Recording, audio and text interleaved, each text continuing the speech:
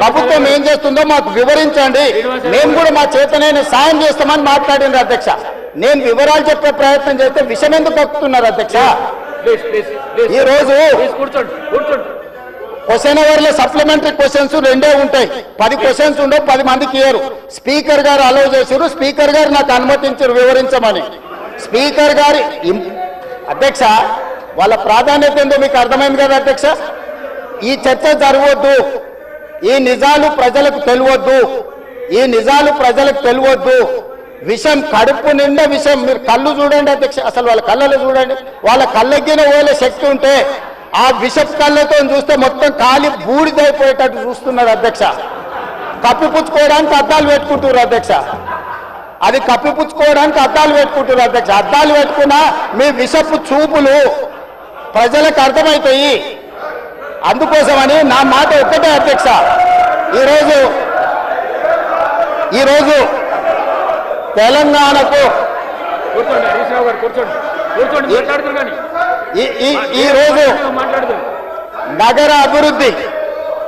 ఈరోజు నగర అభివృద్ధి చేయడం మా బాధ్యత. ఈరోజు ఇన్ని మాటలు మాట్లాడుతున్నారు కదా అధ్యక్ష. ఆనాడు కాంగ్రెస్ లో గెలిచిన ఎమ్మెల్యేని తీసుకొని మూసీ రివర్ డెవలప్మెంట్ కార్పొరేషన్ కు చైర్మన్ చేసింది ఎవరు అధ్యక్ష? ఎవరు? ఈ రోజు వివరాలు చెప్తుంటే ఆ నొప్పెందుకు అధ్యక్ష? ఆ నొప్పెందుకు? మీరు అనుమతి ఇచ్చిన తర్వాత వాళ్ళెవరు అధ్యక్ష ప్రశ్నించనికే? వాళ్ళెవరు సభ్యులు? ఈ రోజు అక్బరుద్దీన్ ఓవైసీ గారు, పాయల శంకర్ గారు, లేకపోతే కాలేరు వెంకటేష్ గారు.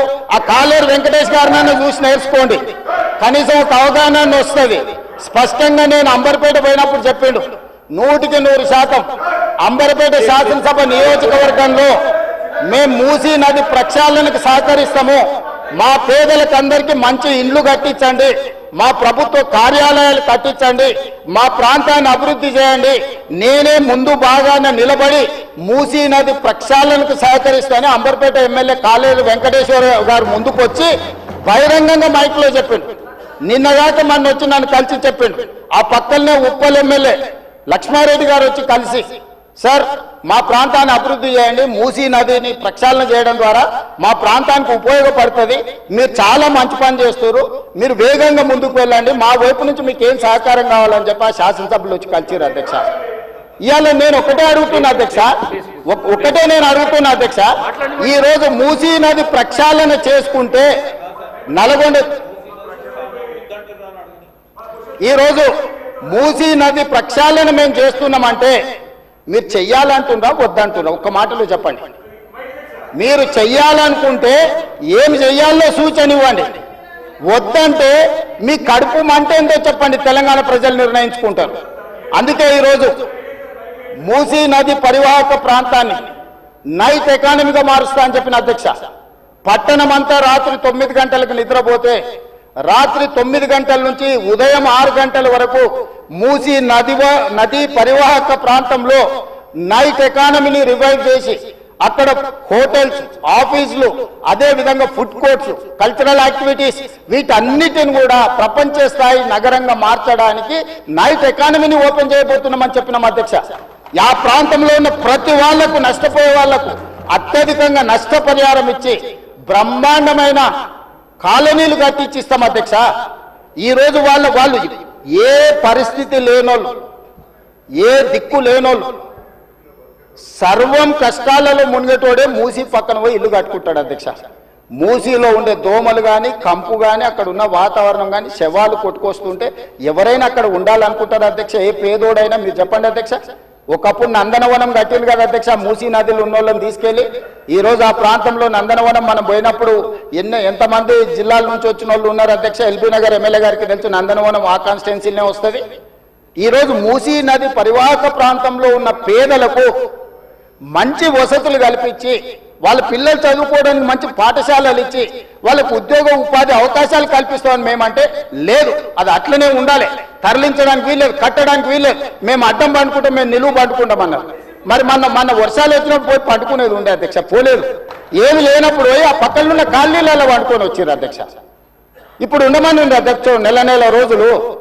ఇప్పుడు వద్దంటున్న వాళ్ళు ఉన్నారు కదా, నెల రోజులు మూసీ నది పక్కన ఉండమని చెప్పుండ్రు అధ్యక్ష. అంబర్పేట శ్మశాన వాటికి ఉంది కదా అధ్యక్ష, ఆ శ్మశాన వాటిక దగ్గర ఉన్న శవాలు, కులిపోయిన శవాలు, కాలిపోయిన సగం కాలిన శవాలు ఉన్నాయి కదా అధ్యక్ష, వీళ్ళందరూ అక్కడ ఉండమని చూడమని ఏ దుర్భరమైన పరిస్థితి ఉందో అర్థమవుతుంది, ఏ దుర్భరమైన పరిస్థితుల్లో ప్రజలు ఉన్నారో అర్థమవుతుంది. అందుకే ఈరోజు ప్రపంచ స్థాయి సంస్థలను కన్సల్టెంట్గా పెట్టుకున్నాము. ఫస్ట్ ఫేజ్ ఒక కొలిక్కి వచ్చింది, మిగతాది కూడా విడతల వారిగా ప్రాజెక్టు రిపోర్టు జరుగుతుంది. నేను హైదరాబాద్ నగరంలో 5 ఏళ్లలో 1,50,000 కోట్లు ఖర్చు పెడతాం, మూసీ నది ప్రక్షాళన చేస్తామంటే 1,50,000 కోట్లు కాంట్రాక్ట్ ఇచ్చేసారు, రేవంత్ రెడ్డి 25,000 కోట్లు తినేసిండని మాట్లాడుతున్నారు అధ్యక్ష. ఎంతసేపు వాళ్ళు ఎట్లనో మిగతాలు కూడా అట్లనే అనుకుంటారు అధ్యక్ష. కాంట్రాక్ట్లు ఇచ్చుడు, కమిషన్లు కొట్టుడు, లిఫ్టులు పంపులు పెట్టుడు, ఇండ్లలో కనకవర్షం కురిపించుకున్నాడు, పోయి జన్వాడలనో లేకపోతే మొయినాబాద్లో ఫామ్ హౌజులు కట్టుకున్నాడు. ఇంతకు తప్ప మీరు చేసింది ఏంది? నా గురించి మాట్లాడే అర్హత మీకెక్కది? ఈ రోజుకు ఏది కూడా మేము కన్సల్టెంట్స్ డీటెయిల్ ప్రాజెక్టు రిపోర్ట్ ఇచ్చే వరకు అంచనాలు మేము చెప్పలేము. ఏంటంటే మేము 80,000 పుస్తకాలు చదవలేదు, మాకంత నాలెడ్జ్ లేదు, మేము అట్లా దొంగతనాలు చేయాలని పని కూడా పెట్టుకోలేదు అధ్యక్ష. అందుకే ఈరోజు మంచిరేవుల దగ్గర కాకతీయుల నాటి శివాలయం ఉన్నది అధ్యక్ష. 850 సంవత్సరాల పురాతనమైన శివాలయం మంచిరేవుల దగ్గర ఉంది అధ్యక్ష. గ్రేహాండ్స్ ల్యాండ్ ఉందా? ఈ రోజు అక్కడ శివాలయం కట్టదలుచుకున్నాం అధ్యక్ష. మన సంస్కృతిని కూడా పునరుద్ధరిస్తున్నాం. ముందుకు వచ్చిన తర్వాత మక్కా మసీద్ ఉన్నది, ఒక అంతర్జాతీయ స్థాయి మసీదును అక్కడ కట్టదలుచుకున్నాం అధ్యక్ష. నదీ పరివాహక ప్రాంతంలో ముందుకు వస్తే సిక్ చావుని గౌలిగూడ దగ్గర ఒక అద్భుతమైన స్వర్ణ దేవాలయం లాంటి ఒక సిక్ మందిరాన్ని కట్టదలుచుకున్నాం అధ్యక్ష. ఆ విధంగా ముందుకెళ్తే ఉప్పల్ ప్రాంతంలో మెదక్ చర్చ్ లాంటి ఒక అద్భుతమైన చర్చిని కట్టదలుచుకున్నాం అధ్యక్ష. మూసీ నది పరివాహక ప్రాంతంలో ఒక పక్కన దేవుడు ఉంటాడు, ఇంకొక పక్కన అల్లా ఉంటాడు, ఇంకొక పక్కన గురుద్వారా ఉంటుంది, ఇంకొక పక్కన యేసు ప్రభు ఉంటాడు. ఈ 4 మతాలకు సంబంధించి మూసీ నది పరివాహక ప్రాంతంలో మత సమ్మేళనాన్ని